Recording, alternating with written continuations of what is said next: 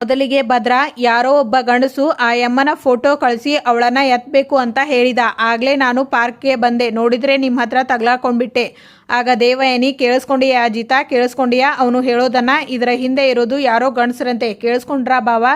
ಯಾರೋ ಗಂಡಸರಂತೆ. ಸುಮ್ಮನೆ ನನ್ನ ಮೇಲೆ ಅಪವಾದ ಹೊರಿಸಿದೆಯಲ್ಲೋ. ಅವತ್ತಿಂದ ಒಂದೊಂದು ನಿಮಿಷನೂ ಸತ್ತು ಬದುಕ್ತಾ ಇದ್ದೀನಿ ನಾನು. ಏನು ಪಾಪ ಮಾಡಿದೆ ಬಾವ? ನಾನು ಅವತ್ತೇ ಹೇಳಿದೆ, ನಾನು ಭಾವನಿಗೆ ಆಗದೆ ಇರೋರು ಯಾರೋ ಈ ಕೆಲಸ ಮಾಡಿಸ್ತಾ ಇದ್ದಾರೆ ಅಂತ. ಯಾರು ನನ್ನ ಮಾತು ಕೇಳಲಿಲ್ಲ, ಸುಮ್ಮನೆ ನನ್ನ ಮೇಲೆ ಅಪವಾದ ಹೊರಿಸಿದ್ರಿ. ಮತ್ತಿನ್ನೇನು ಭಾವ? ಆಗ ಶ್ರವಣ್, ಈಗ ಸತ್ಯ ಏನು ಅನ್ನೋದು ಗೊತ್ತಾಯ್ತು ತಾನೇ? ಅಜಿತ್ಗೆ ಅವನ ಕೆಲಸ ಮಾಡೋದಕ್ಕೆ ಬಿಡು, ಡಿಸ್ಟರ್ಬ್ ಮಾಡಬೇಡ. ಎಲ್ಲ ನಮ್ಮನೆ ನೋಡ್ತಾ ಇದ್ದಾರೆ, ಬಾ ಹೋಗೋಣ. ಅಲ್ಲ ಭಾವ, ಬಾ ಅಂದೆ, ಬಾ ನನ್ನ ಜೊತೆ. ಆಗ ಭೂಮಿ, ಸಾಹೇಬ್ರೆ, ನೀವು ಒಪ್ಪಂದದ ಮದುವೆ ಆಗೋಣ ಅಂತ ಹೇಳಿದಾಗ ನಾನು ಆ ಮದುವೆಗೆ ಒಪ್ಕೊಂಡಿದ್ದೆ ನನ್ನ ತಾಯಿನ ಜೈಲಿಂದ ಬಿಡುಗಡೆ ಮಾಡಿಸೋದಕ್ಕೆ. ನಮ್ಮಿಬ್ಬರ ಒಪ್ಪಂದನೇ ಮುಗಿದು ಹೋಯ್ತು. ಆದರೆ ನನ್ನ ತಾಯಿ ಇನ್ನೂ ಜೈಲಲ್ಲೇ ಇದ್ದಾಳೆ. ಒಂದು ರೀತಿಯಲ್ಲಿ ನೀವು ನನ್ನ ಟಿಶ್ಯೂ ಪೇಪರ್ ಹಾಗೆ ಉಪಯೋಗಿಸ್ಕೊಂಡು ಬಿಟ್ರಿ ಸಾಹೇಬ್ರೆ. ಯಾಕೆ ಸಾಹೇಬ್ರೆ, ಯಾಕಿಂತ ದ್ರೋಹ ಮಾಡಿಬಿಟ್ರಿ ನನಗೆ? ಆ ಫ್ರಾಡ್ ಅಶ್ವಿನಿ ಮಾತು ನಂಬ್ಕೊಂಡು ಎಷ್ಟೆಲ್ಲ ಅವಮಾನ ಮಾಡಿದ್ರಿ ಸಾಹೇಬ್ರೆ ನೀವು, ಅದು ಎಲ್ಲರ ಮುಂದೆ. ಯಾಕೆ ಹೇಳಿ, ಯಾಕೆ ನೀವು ಹಾಗೆ ನಡ್ಕೊಂಡ್ರಿ? ಅಂದರೆ ನಿಮ್ಮ ತಾಯಿ ಮೇಲಿರೋ ಪ್ರೀತಿಗೆ, ಅತಿಯಾದ ಕಾಳಜಿಗೆ. ಅದರಲ್ಲಿ ಒಂದರ್ಧನಾದರೂ ನನ್ನ ತಾಯಿ ಮೇಲೆ ಇರೋದು ಬೇಡವಾ ಸಾಹೇಬ್ರೆ ನಿಮಗೆ? ನಾನು ನಿಮಗೆ ಸೆಲ್ಯೂಟ್ ಹೊಡಿಬೇಕು ಅಂತ ನನ್ನ ತಾಯಿನ ನೀವು ಜೈಲಲ್ಲೇ ಲಾಕ್ ಮಾಡಿದ್ರಿ ಅಲ್ವಾ?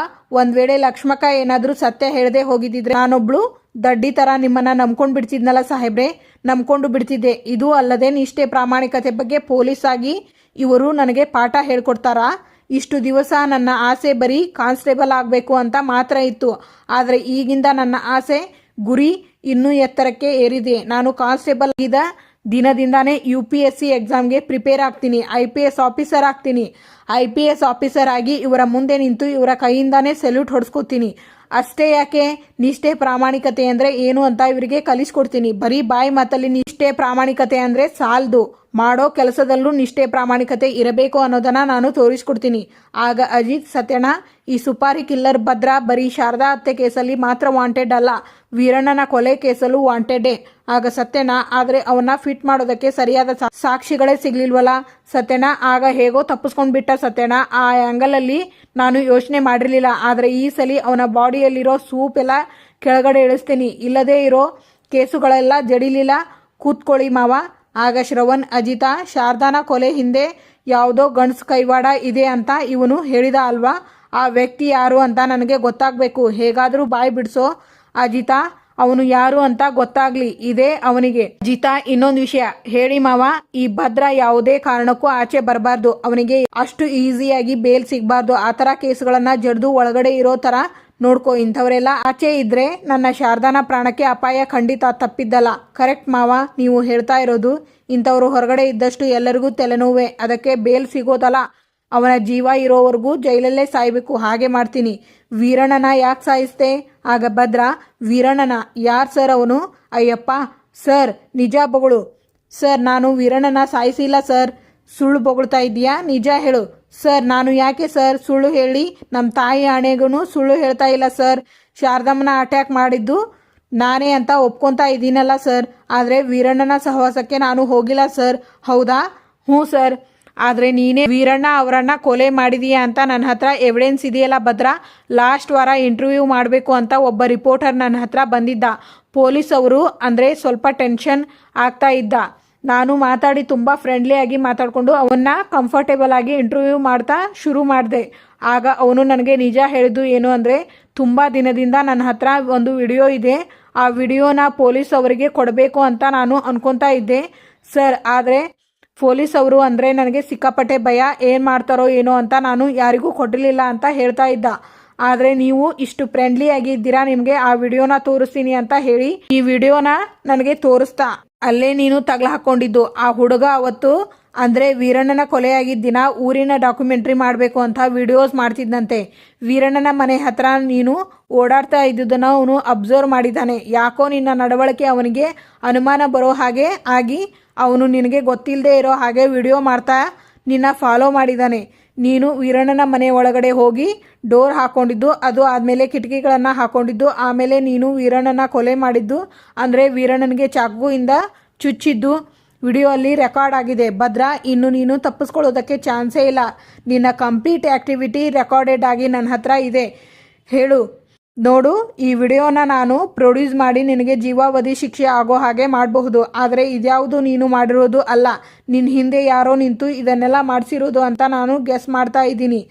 ಅದಕ್ಕೆ ನಿನ್ನ ಮೇಲೆ ಒಂದು ಸಾಫ್ಟ್ ಕಾರ್ನರ್ ಭದ್ರ. ನೋಡು, ನಾನೇ ವಿಡಿಯೋ ಪ್ರೊಡ್ಯೂಸ್ ಮಾಡ್ತು ಅಂತ ಹೇಳಿದರೆ ನಿನಗೆ ಜೀವಾವಧಿ ಶಿಕ್ಷೆ. ನೀನು ಮಾಡಿರೋ ಕ್ರೈಮ್ನ ಒಪ್ಕೊಂಡು ಬಿಟ್ರೆ ನಿನಗೆ ಶಿಕ್ಷೆ ಕಡಿಮೆ ಆಗೋ ಹಾಗೆ ನಾನು ಮಾಡ್ತೀನಿ. ನನ್ನ ನಂಬು ಭದ್ರ. ಯೂಸ್ವಲಿ ಈ ಆಫರ್ನ ನಾನು ಯಾರಿಗೂ ಕೊಡಲ್ಲ, ಆದರೆ ನಿನ್ನ ನೋಡಿದರೆ ಯಾಕೋ ಅಯ್ಯೋ ಅನಿಸ್ತು ನನಗೆ. ನಿಜ ಹೇಳು, ಈ ವೀರಣ್ಣನ ಕೊಲೆ ಮಾಡಿದ್ದು ನೀನೇ ತಾನೇ? ನಾನಿದ್ದೀನಿ ಭದ್ರ, ಭಯ ಪಡಬೇಡ. ನಿನಗೆ ಶಿಕ್ಷೆ ಕಡಿಮೆ ಆಗೋ ಹಾಗೆ ನಾನು ಮಾಡ್ತೀನಿ. ಹೇಳು, ನಾನೇ ಸರ್ ಸಾಯಿಸಿದ್ದು? ಹೇಳು, ಯಾಕೆ ಸಾಯಿಸ್ದೆ? ಸಾರಿ, ನೀನು ಒಬ್ಬ ಸುಪಾರಿ ಕಿಲ್ಲರ್ ಅಲ್ವಾ? ವೀರಣ್ಣನ ಸಾಯಿಸು ಅಂತ ನಿನಗೆ ಯಾರು ಸುಪಾರಿ ಕೊಟ್ಟಿದ್ದು? ಹೇಳು. ಹಣ ಆಸ್ತಿಗೋಸ್ಕರ ಕೊಲೆ ಮಾಡಬೇಕು ಅಂದ್ಕೊಳ್ಳೋದಕ್ಕೆ ವೀರಣ್ಣ ಏನು ದೊಡ್ಡ ಬಿಸ್ನೆಸ್ ಮ್ಯಾನ್ ಅಲ್ಲ. ಕೋಟಿಗಟ್ಟಲೆ ಆಸ್ತಿನೂ ಇಲ್ಲ. ಅವತ್ತಿನ ದಿನಾನೇ ದುಡಿದು ತಿನ್ನುವಂತಹ ಒಬ್ಬ ಸಾಮಾನ್ಯ ಕೂಲಿ ಕಾರ್ಮಿಕ. ಅಂಥವನನ್ನು ಕೊಲೆ ಮಾಡಬೇಕು ಅಂತ ನಿನಗೆ ಯಾರು ಯಾವಾಗ ಹೇಳಿದ್ರು? ಹೇಳು ಅಂದೆ. ಯಾರು ಸುಪಾರಿ ಕೊಟ್ಟಿದ್ದು? ಸರ್, ಯಾರು ಸುಪಾರಿ ಕೊಟ್ಟಿಲ್ಲ ಸರ್, ನಾನೇ ಸರ್ ಕೊಂದಿದ್ದು. ಯಾಕೆ ಕೊಂದೆ? ನಿನಗೆ ವೀರಣ್ಣನ ಮೇಲೆ ಏನು ದ್ವೇಷ ಇತ್ತು? ಭೂಮಿ, ವೀರಣ್ಣನ ಮಗಳು ಭೂಮಿ ಸರ್. ವೀರಣ್ಣನ ಮಗಳು ಭೂಮಿ ಮೇಲೆ ನನಗೆ ಮೊದಲಿಂದಾನೂ ಒಂದು ಕಣ್ಣಿತ್ತು ಸರ್. ಅವಳನ್ನ ಹೆಂಗಾದ್ರೂ ಸರಿ ಪಟಾಯಿಸಿಬಿಟ್ಟು ರೆಡಿ ಮಾಡಬೇಕು ಅಂತ ವೀರಣ್ಣನ ಬಾರಿಗೆ ಕರ್ಕೊಂಡು ಹೋದೆ ಸರ್. ಚೆನ್ನಾಗಿ ಕುಡಿಸ್ದೆ.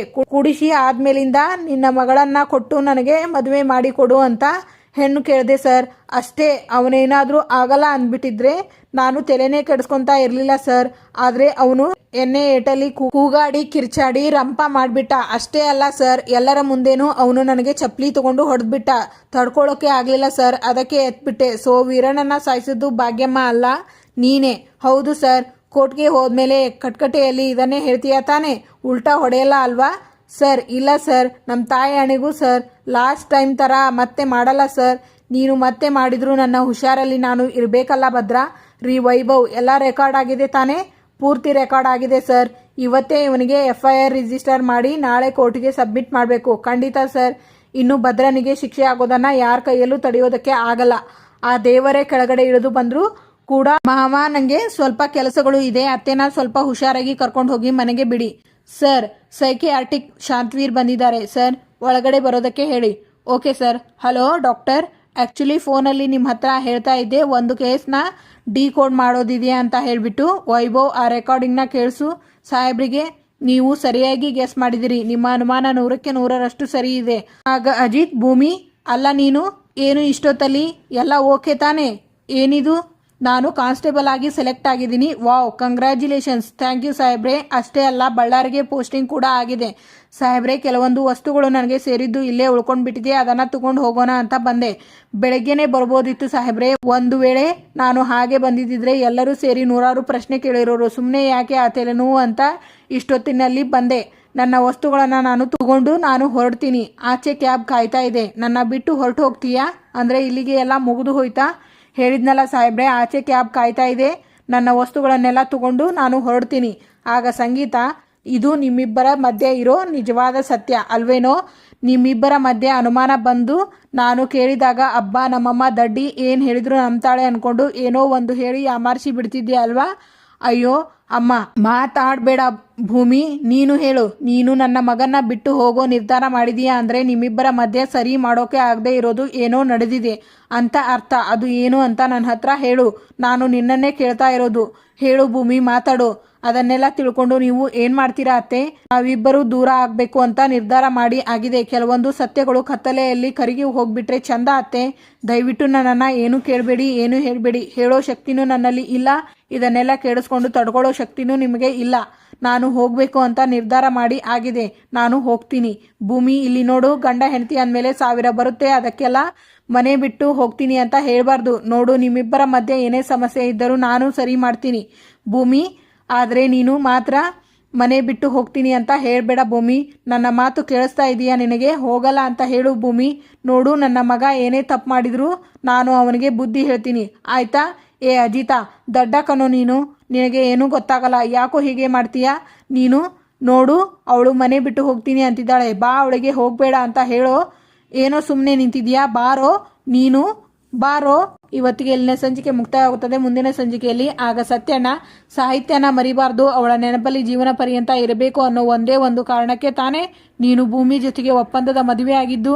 ಆದರೆ ಈಗ ನಾನು ಹೇಳ್ತಾ ಇದ್ದೀನಿ, ನಿನ್ನ ತಾಯಿಗೋಸ್ಕರ ಅಂದರೆ ಸಂಗೀತಮ್ಮನ ಕಾರಣಕ್ಕೆ ಇವತ್ತು ನೀನು ಭೂಮಿನ ನಿಜವಾದ ಮದುವೆ ಆಗೋದಕ್ಕೆ ಒಪ್ಕೋ. Thank you for watching.